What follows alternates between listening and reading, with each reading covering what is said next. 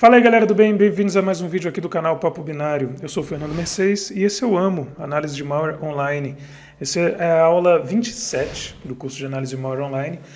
Na aula 26 a gente falou sobre o Process Hollowing e no finalzinho eu fiquei de mostrar para vocês como a gente analisa malware ou qualquer outro programa, né?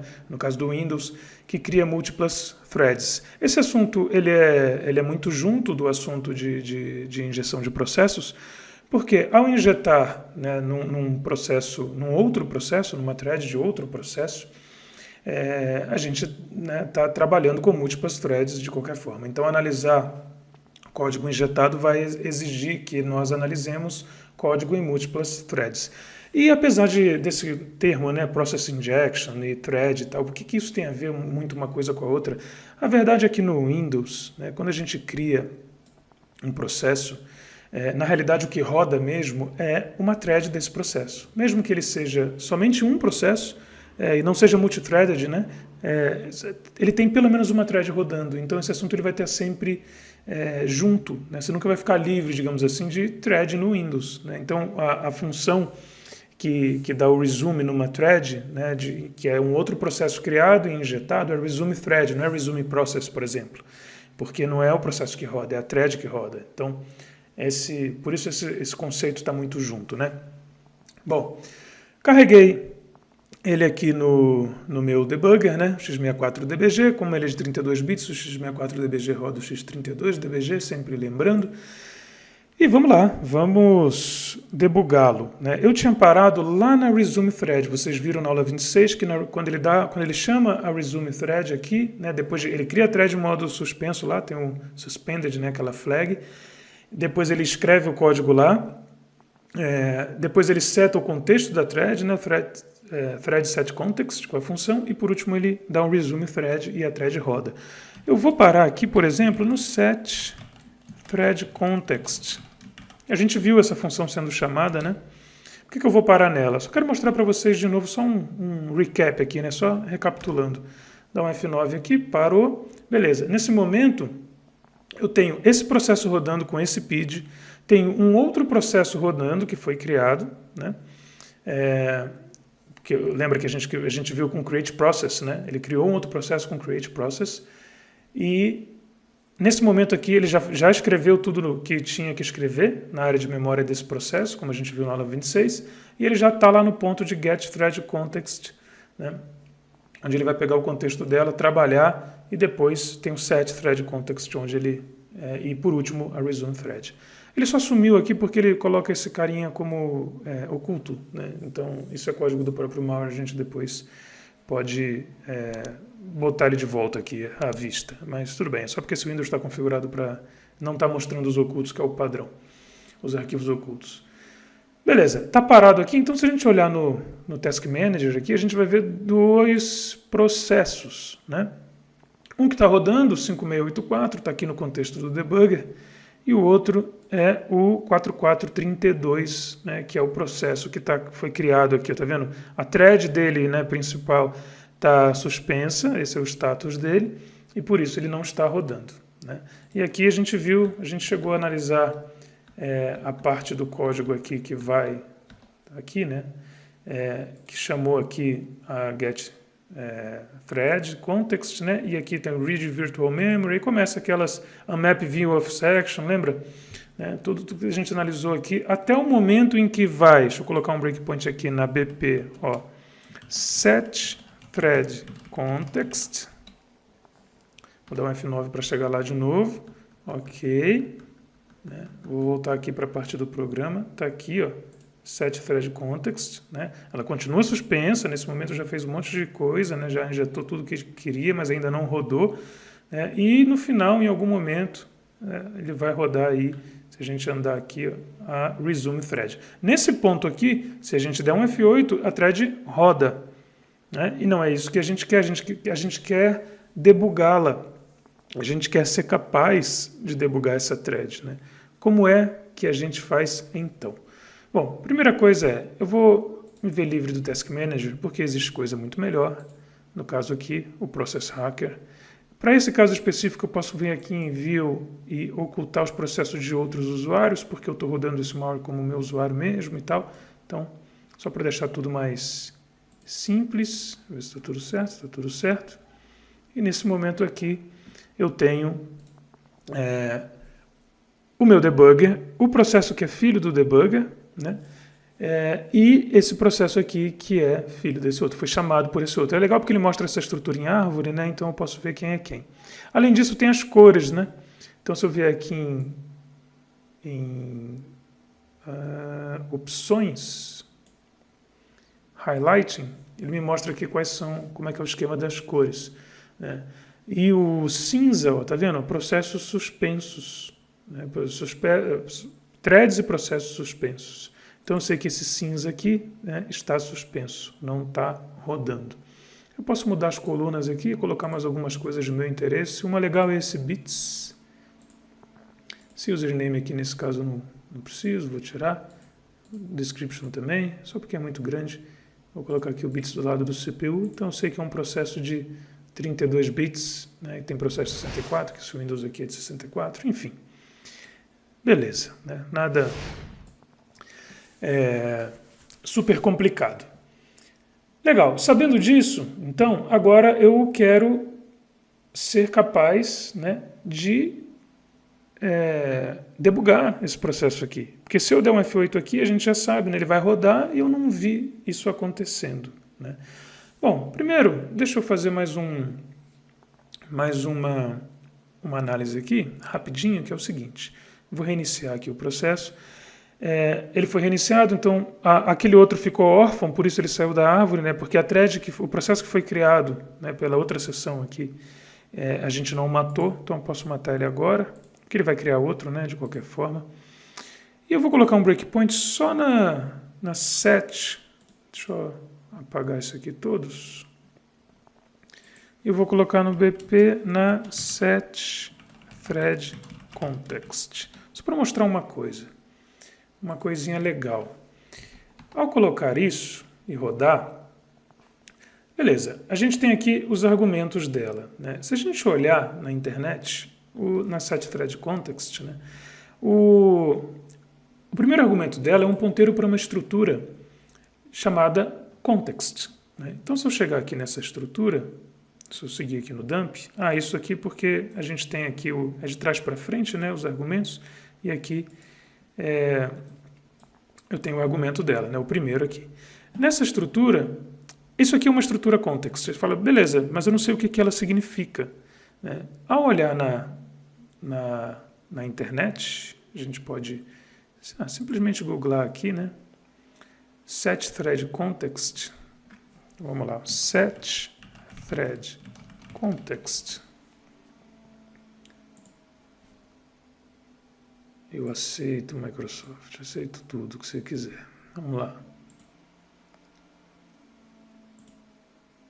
Ok. Estamos aqui para aprender. Ele fala lá... perdão, é o segundo argumento, né? O primeiro é o handle da thread, está aqui. O segundo argumento, então, é o context, um ponteiro para uma estrutura do tipo context. E ele fala aqui, ó, context structure, está linkado, né? Se eu clicar aqui, eu vejo como é essa estrutura.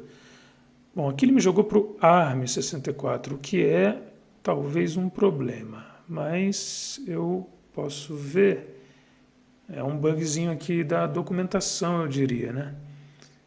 Eu vou buscar então a getThreadContext, vamos ver se eu tenho mais sorte.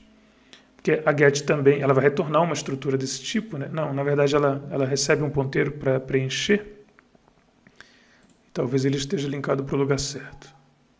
É isso, tá? E aqui está o tipo dela, né? Dá para ver que aqui tem os registradores que vão fazer parte do contexto da thread. Apesar de que isso aqui é um binário de 32 bits. Então a estrutura não é exatamente essa. A estrutura de 32 bits, né, não está por aqui, muito claro. Mas de qualquer forma, um desses endereços aqui é o EIP. Nesse caso aqui ele está mostrando a estrutura de 64 bits, né? Que aí vai ser RIP, mas para 32 bits é o EIP, né? Eu achei essa estrutura no AIDA. Se alguém quiser ver, aqui eu estou rodando o AIDA Freeware, a última versão que saiu, que é muito legal. Bom, e aqui a gente pode...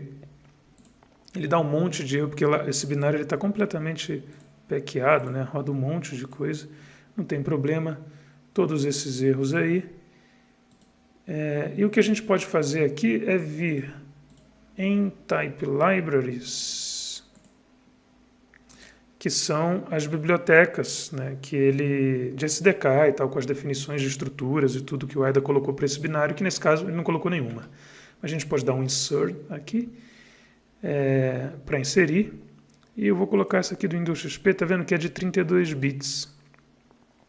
Agora eu posso vir aqui em Estruturas. Se isso não estiver visível no seu AIDA, pode vir em View, Open Subviews,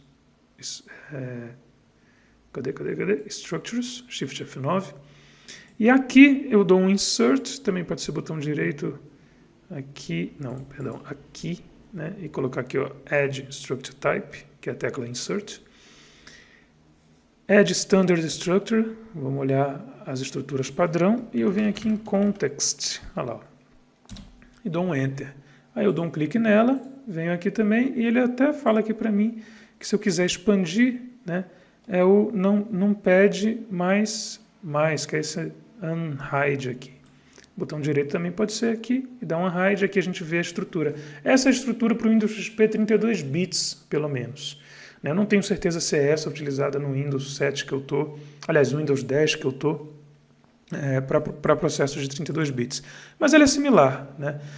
O primeiro campo aqui tem as flags, aí depois tem os registradores de debug, né? DR e tal. Em algum momento a gente tem o EIP, né? E no caso aqui, se for a estrutura de 64 bits, está aqui aberto também, em algum momento a gente tem o RIP. Vamos olhar aqui, né? De olho, né? Já de cara aqui, a gente consegue identificar o que seria o RIP. Tem um monte de coisa zerada, né? Aqui o primeiro campo seriam as flags, o resto é um monte de coisa zerada, e aqui começam os valores sendo preenchidos. Ó. Batendo o olho aqui, eu consigo dar uma olhada aqui em dois endereços interessantes. Um é esse aqui. Se selecionar esse endereço aqui, claro que isso está em Little India, né? Então os bytes estão na ordem reversa. Eu teria que dar um botão, clicar o botão direito aqui, ó, e dar um Follow the Word, que é essa double word aqui, no Disassembler, para olhar o que é ali em cima. O endereço aqui, ó, eu caí em um endereço, né, X, que é essa função aqui, RTL User Thread Start, ou seja, não é o que eu estou procurando, mas tudo bem. Vou dar um menos aqui para voltar. Esse aqui é um outro endereço que faz muito mais sentido, porque começa com 40, né? Então, faz parte do range de memória do processo. 40, 27, 80. Esse aqui eu poderia dar um follow, né, the word in disassembler aqui, só que aqui não tem nada. Por quê? Claro que não tem nada, né? Quer dizer, não é que não tem nada, né? Não tem um código que a gente esperava. Porque o que acontece esse código, né, deixa eu voltar aqui para o meu EIP, esse código, lembrando, né, que ele está setando o contexto da thread aqui para a thread remota, para outra thread. Né? Então, voltando aqui no Process Hacker, só para ficar mais claro, esse amigo aqui, que é quem a gente está analisando, né, está setando o contexto dessa thread. Então, 40, 27, 80 vai fazer sentido somente nessa daqui. Aqui, nela, no contexto dela, esse endereço, né, esse endereço aqui, esse VA, esse endereço virtual, no contexto dela, tem o código que a gente quer. Como que a gente vê isso? Não é difícil. A gente pode simplesmente abrir outra instância do debugger. Assim, mas pode fazer isso? Pode. Por que não poderia? Abro outra instância do debugger aqui. Vamos lá. Está aí. Né? E eu vou dar um attach, ou seja, está aqui, ó, apego, né? Vou me apegar a ela. Esse aqui é o PID 8168, o outro só pode ser esse PID 7124. Né? Beleza, ao dar um attach aqui, O Silahide aqui me deu uns erros, mas tudo bem. Essa thread, essa segunda thread, vou até só inverter aqui a tela para ficar a anterior no início e essa aqui do ladinho. Pronto. Então esse aqui é o processo principal, esse daqui é a cópia, né, criada e injetada e que vai rodar em algum momento. Legal. Agora sim, nesse contexto aqui, eu posso ir nesse endereço, né, 402780, para ver o que acontece. Vamos lá. 402780. Olha aí, ó. Push EDI. Né? Temos um endereço aqui, que é onde é o código, né, que vai iniciar. Se essa thread aqui, né, esse binário aqui, esse programa nesse momento está setando o EIP dessa thread aqui para esse endereço, quando der um resume thread vai vir para onde? Para cá. Então o que a gente faz aqui? Coloca um breakpoint. Beleza? E aí, vamos lá. Então agora ele vai setar aqui, eu vou dar um F8 aqui, beleza? Tem, esse set thread context já é o finalzinho, né? Logo depois dele, a gente seguir aqui com F8, tem esse salto aqui que rola, e ó, nesse momento aqui já é a chamada para resume thread. Né? Aí, se eu der um F8 aqui, isso aqui tem que parar, certo? Então vamos lá, se eu der um F8 aqui, olha lá, ó, parou. Aqui agora está paused, tá vendo? Pausou num breakpoint int 3, né? Em 402780. Essa é uma técnica. Né? Agora eu já consigo debugar daqui, pronto, já estou debugando o meu processo que foi injetado, o código do processo injetado. Né? E aí eu sigo debugando o malware normalmente, certo? Essa é uma técnica, então. Você pegar o EIP da thread, né? Ou o endereço quando a thread é criada, se for com create thread, enfim, depende do jeito como essa nova thread vai ser executada e rodar. Bom, para fechar a nossa aula, só falta eu falar para vocês aqui como é que traz aquele carinha de volta, né? Se a gente der um dir aqui /AH para mostrar os hidden, ou seja, os ocultos, mas no diretório certo, dir /AH, no desktop, olha lá, ó, tem aqui, ele oculta e tem uma cópia também que eu tinha feito, mas ele está oculto, né? Então, basicamente o que eu preciso fazer é tirar o atributo oculto dele. Posso usar esse comando attrib, quem é da época do MS-DOS vai lembrar. Vou tirar de todos, vai. Asterisco.sx underscore. Pronto. -R eu tiro read only, né? -S eu tiro system, -H eu tiro o hidden, o oculto. E o +A, né, eu coloco, né, mantenho o de arquivo. Aí ele aparece de volta. Então esse carinha está aí. Beleza? Com isso eu encerro a aula 27 do AMO. Se curtiu, já sabe, dá o teu like aí, comenta. Se quiser falar com a gente, tirar dúvidas, mentb.in/discord ou mentb.in/fórum, vê o que você gosta mais, trocar ideia pelo Discord ou trocar ideia pelo fórum que tem no nosso portal. E se você está curtindo o nosso trabalho e pode, considere nos apoiar. Só acessar lá mentb.in/apoie e você vai ver lá as formas de apoio que você pode escolher para nos ajudar a continuar entregando conteúdo de qualidade para vocês sem nenhum custo. Beleza? É isso. Até o próximo vídeo. Um abraço e tchau.